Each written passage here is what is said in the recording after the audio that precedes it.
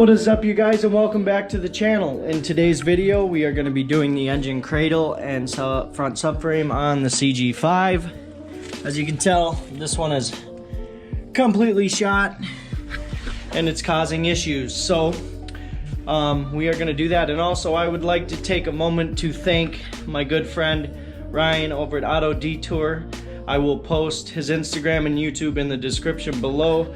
He is letting me borrow his electric impact gun, so this will go a lot smoother. So once again, thank you for that. So let's get into it and get this project going. Well, the front subframe is out, the rear subframe is out, and she's looking pretty empty in this bay. But we didn't get to actually film any of the subframes coming out because of some severely rusted bolts. The one bolt that was in the actual engine cradle that we're replacing, one that was hanging, didn't give us any problems.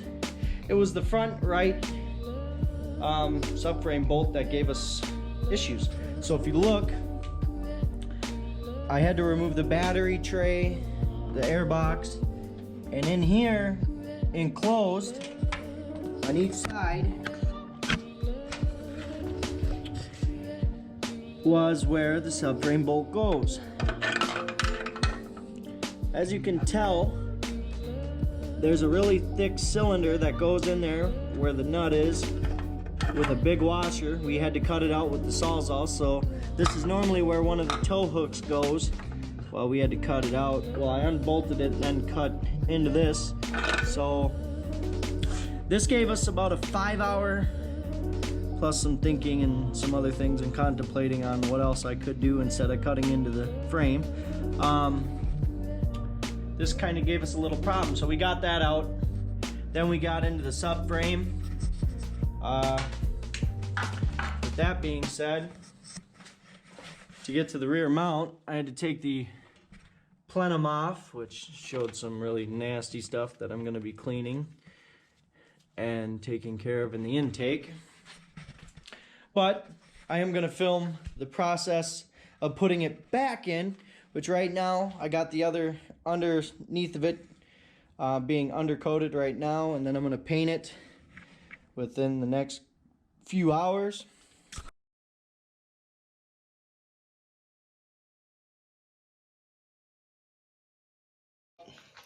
I was going to do a whole YouTube part on this, which I still will if I can get the front bolts to come out. So far, not looking so good.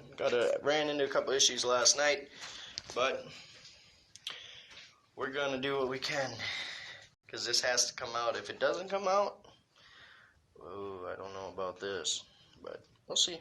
Update here. Fuck getting it torn apart. We're just stuck on one bolt.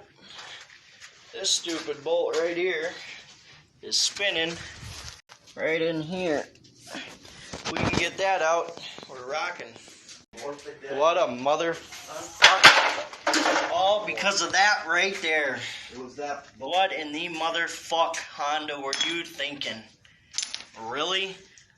Really? Subframe is out. Finally.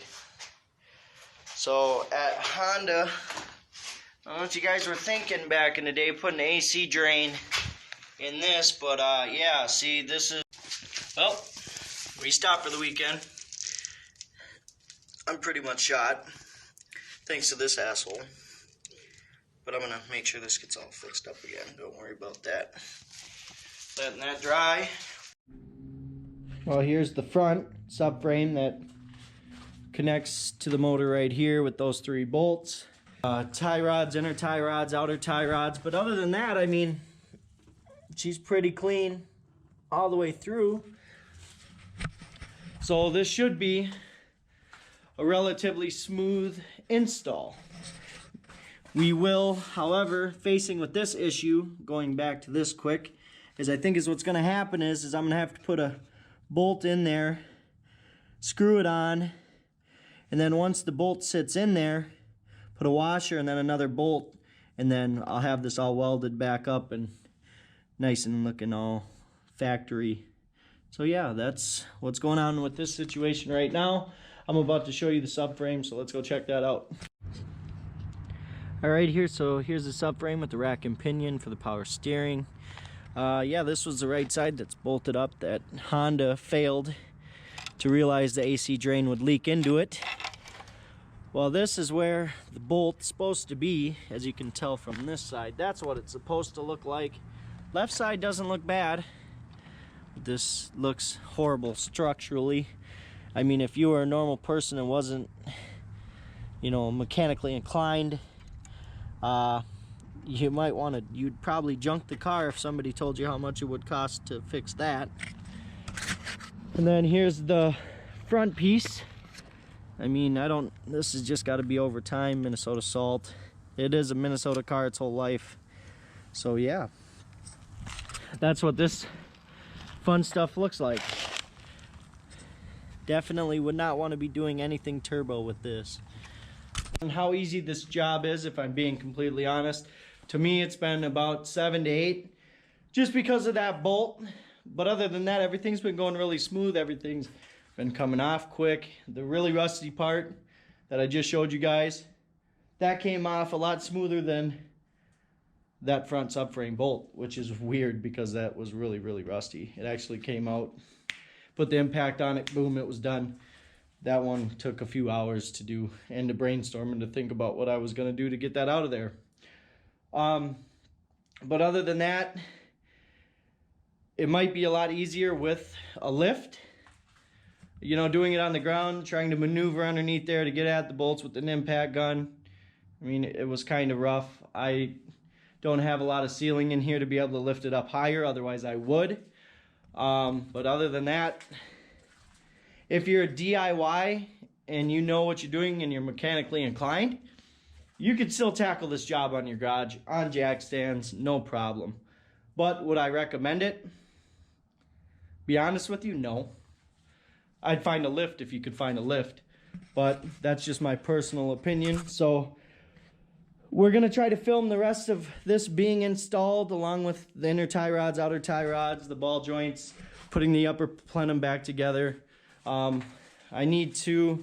did clean this out pretty decently, but I'm going to be cleaning the rest of that out. You can't see it, the throttle body's kind of a little gunky. Alright, so that's going to end this video here. This is going to be part 1 of part 2.